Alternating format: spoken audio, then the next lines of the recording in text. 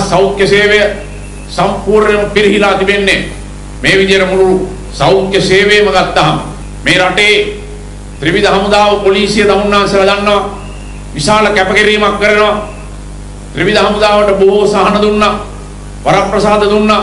උතුරේ දමුන්නාන්සලා දන්නවා පහුගිය දවස්වල දුම්රිය පාරක් විවෘත කෙරුවා.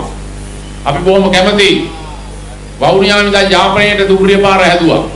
දැන් කියනවා යුද අපරාධ වලට විදුලි පුටුවට ගෙනියන්න හදනවා. එයාව විදුලි පුටුව දැම්මට පිච්චෙන්නේ නැහැ. එයාට කරන්ට් වදින්නේ නැහැ. එයාට කරන්ට් වදන්න නම් අර වොට් 1000 හයිඩ්‍රේෂන් වයර් එකක් බෙල්ල බඳින්න වෙනවා. නැත්නම් කරන්ට් වදින්නේ නැහැ. අටුනායක දුවන් කොටුරලේ දොරවල් වහනවා අපිට ඕන එක විතරයි රටෙන් යන්න දෙන්නේ. මෛත්‍රීපාල සිරිසේනට රට දුන්නොත් රට අරාජික වෙයි. රට අසාර්ථක වෙයි. රට අසාර්ථක වෙලා ඉවරයි. ප්‍රභාකරන් උතුරු කරේ 85% විතර අල්ලගෙන හිටියා හිත රාජපක්ෂ දහස් කරගත්තා. අපේ මිනිසුන්ටත් හුඟක් ලේසියෙන් අමතක වෙනවා. විශේෂයෙන්ම අපේ සිංහලුන්ට.